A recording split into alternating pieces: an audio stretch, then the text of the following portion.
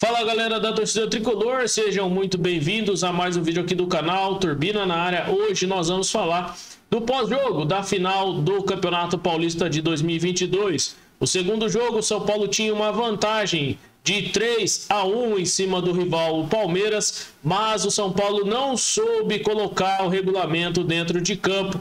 E infelizmente o Rogério Ceni, na minha opinião, montou o time errado para esta segunda partida do Campeonato Paulista de 2022 na casa do rival. O Palmeiras conseguiu um feito histórico e conseguiu uma goleada em cima do São Paulo, 4-0 em cima do tricolor, e consagrou-se campeão em cima do São Paulo no Campeonato Paulista. O São Paulo, impressionantemente, não conseguiu jogar, deixou praticamente o Palmeiras tomar conta do jogo desde o começo. O São Paulo que não se achou dentro de campo, sentiu bastante a pressão, os jogadores muito fracos e também sem perfil nenhum para disputar uma final de Campeonato Paulista vestindo a camisa do São Paulo. Jogadores que são muito apáticos, muito frouxos, não conseguiram aí, infelizmente, segurar o placar ou pelo menos, causar um pouquinho de danos ao time do Palmeiras. O São Paulo não foi capaz de ir até o ataque no primeiro tempo. Infelizmente, o Rogério Ceni, na minha opinião, errou na escalação. E nós vamos ver o que o Rogério Ceni fez, o que aconteceu neste jogo, de forma mais apurada, falando aqui das estatísticas do jogo e também da escalação do Rogério Ceni. Nós vamos acompanhar rapidamente aqui, Então, as estatísticas do jogo. Foram 9 chutes a gol do São Paulo contra 17 do rival. A gol acertando o alvo, 2 apenas do São Paulo contra 8 do rival. 49% a posse de bola do Palmeiras e 51% do São Paulo. 284 passes trocados pelo São Paulo contra 268 do rival. 76% a precisão de passe do São Paulo contra 72 do rival. 13 faltas cometidas pelo São Paulo e 14 do Palmeiras. 4 cartões amarelos para o rival e 2 para o São Paulo. Um cartão vermelho para o São Paulo. O Rafinha foi expulso no finalzinho do jogo, já estava o placar definido. Um impedimento para o rival e 2 escanteios a favor do São Paulo contra 5 do Palmeiras. As estatísticas do jogo não mentem, galera? O Palmeiras que teve muito mais volume de jogo, foi muito mais intenso na partida e conseguiu fazer os 4 gols. 8 chutes no alvo, aí 4 acabaram passando pelo Jandrei.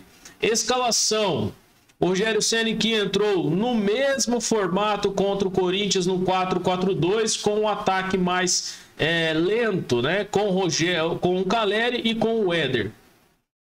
Na minha opinião, o Rogério errou na escalação. Poderia ter colocado um time muito mais cheio no meio de campo, E nós vamos pensar aqui de uma forma que ele poderia ter feito isso. O Rogério saiu com Jandrei, Léo, Diego Costa, Rafinha, Wellington, Alisson, Pablo Maia, Rodrigo Nestor, Igor Gomes, Caleri e Éder na frente.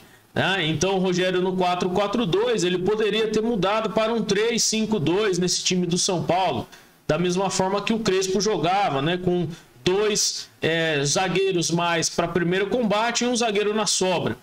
Tinha o Arboleda já em condição e tinha também o Miranda na disposição do Rogério, Então ele poderia ter colocado o São Paulo no 3-5-2 com o Alisson um pouquinho mais para frente e o Éder daria ali a vaga ao terceiro zagueiro, o Arboleda.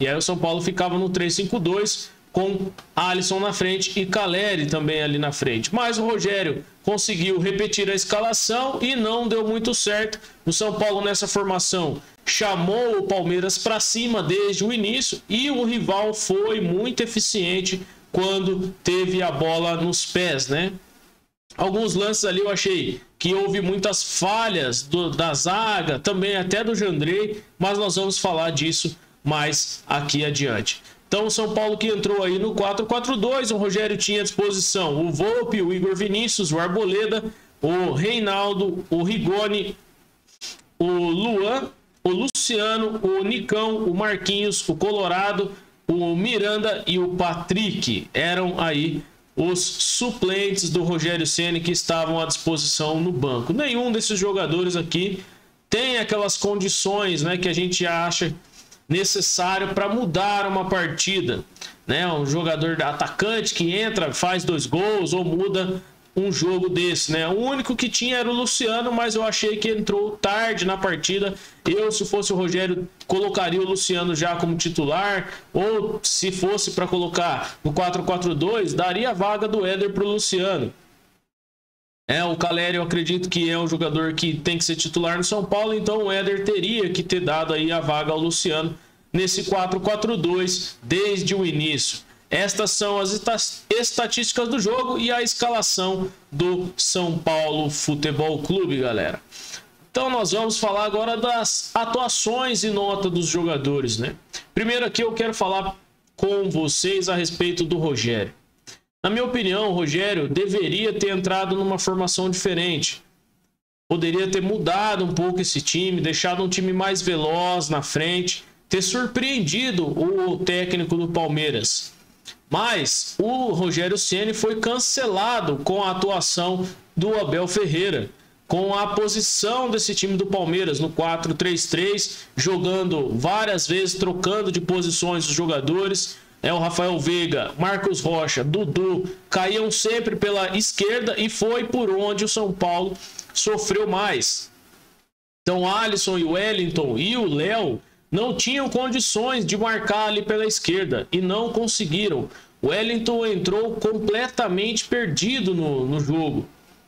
Então o Rogério poderia ter mexido nesse time, ter entrado de forma diferente, ter fechado um pouco mais a casinha, não ter tentado empurrar o Palmeiras para trás desde o início, né? Tinha que ter fechado a casinha, jogado com a experiência, trabalhando o regulamento. O São Paulo tinha 2 gols à frente. Lembrando que 2-0 levava para os pênaltis. Então o São Paulo tinha uma capacidade para tentar segurar um pouco mais o jogo, não tomar o gol logo de cara. E o Palmeiras foi eficiente em tudo que tentou e mais uma vez conseguiu vencer o São Paulo. Então nota para o Rogério, galera. A nota aí, eu vou tentar fazer uma nota do jogo, analisando o jogo de hoje, sem colocar a raiva contra o São Paulo, né, dentro dessas notas. Então não vou aqui falar uma nota para que você fique impressionado, né? Então o Rogério Ceni, para mim hoje a nota é 3, infelizmente. Poderia até ter dado um 0, né? Mas foi 3, porque foi omisso em alguns momentos da partida, não conseguiu mexer no intervalo, não conseguiu mexer com o brio dos jogadores, que era o mais importante. Nota 3 para o Rogério. Jandrei, na minha opinião, falhou tanto naquele jogo do São Paulo no Morumbi contra o Palmeiras, e hoje no segundo gol, no terceiro gol, eu acho que ele poderia ter saído na bola ali e evitado com que o passe chegasse no pé do Rafael Veiga. Uma jogada que o Dudu toca para trás, o Léo não foi capaz de dar o carrinho para cortar a bola acabou passando, cruzando na área, o Rafael Veiga entrou sozinho. Então, talvez ali se o Jandrei pula na bola, como ele fez no lance contra o Rony, talvez ele conseguisse interceptar ali a bola para o Veiga, mas ele acabou caindo tentando adivinhar o canto e o Veiga no carrinho desviou a bola para o fundo do gol. E aí não tinha mais o que fazer, já era 3-0, o São Paulo tinha que correr atrás do resultado e o Rogério não conseguiu mexer no time, né? Então o São Paulo não tinha como correr atrás do resultado se também o técnico não mexer nos jogadores. Então o Jandrei para mim é a nota 3, segue a nota do Rogério. Diego Costa, para mim, nota 5, eu acho que foi importante em alguns momentos do jogo, mas também ficou devendo. O Léo, na minha opinião, não pode ser o titular zagueiro do São Paulo. Teve muitos momentos ali que deixou a desejar, os jogadores indo para cima dele, ele todo perdido em campo, nota 4. O Wellington, para mim, jogou apenas ali o primeiro tempo, né? Já saiu logo na sequência. Para mim, o Wellington, nota 2, jogou muito mal aí. Rafinha, nota 3 também, foi expulso no final, mas enquanto esteve em campo, até que fez uma boa partida, não sofreu muito, porque o Palmeiras não atacava pelo lado do Rafinha. Pablo Maia, uma partida média para baixo, não conseguiu evitar aquela flutuação do Rafael Veiga ali na frente da área, nota 4 o Pablo Maia. Nestor e Igor Gomes, nota 2. Foi a pior partida do Igor Gomes, do Nestor, neste novo São Paulo, neste retorno do São Paulo, né? O Rogério Ceni que não conseguiu mexer no meio campo do São Paulo, e o Nestor e o Igor Gomes praticamente não foram para este jogo, nota 2 para eles. Caleri e Éder tentaram brigar o máximo que podia ali na frente, o Éder muito abaixo do que vinha apresentando, o Caleri sozinho conseguia brigar com os dois zagueiros do Palmeiras, e não é fácil, né, brigar ali atrás com o Rafael Gomes, o zagueiro do Palmeiras. Caleri nota 5 e o Éder nota 4. Para o Alisson, em alguns momentos, ele tentava fazer alguma coisa diferente, mas era o único ali, né, que tentava pegar a bola e ir para cima ou tentar virar um pouco o jogo, nota 5 também para o Alisson. Luciano entrou na partida, não tinha mais o que fazer, o resultado praticamente já estava definido. O Nicão também entrou e não tinha também muito o que fazer na partida, então os dois, Luciano e Nicão, eu vou deixar sem nota. Agora o senhor Arboleda, que entrou na zaga, fez praticamente uma cagada no último lance, no último jogo, no último gol do Palmeiras, e o Jandrei toca a bola para ele, ele fica segurando, não aparece ninguém, e ao invés de dar um bico para frente, né, fazer uma jogada direta, fazer alguma coisa ou chutar a bola para fora, ele tentou fazer o passe para o Igor Gomes na fogueira, o Igor Gomes de costa para o lance, ali perdeu a bola, saiu o quarto gol do Palmeiras, que acabou praticamente o jogo, né? Matou o resultado e aí já era o São Paulo. Então o Arboleda, para mim, entrou desligado no jogo, desatento no jogo, e ainda tem também a questão do Arboleda não ter voltado para o treino da quinta-feira, né?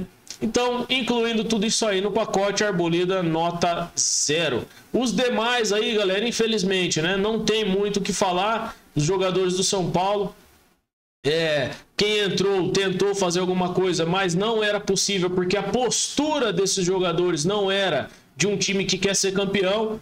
O São Paulo não entrou com postura de time que queria ser campeão.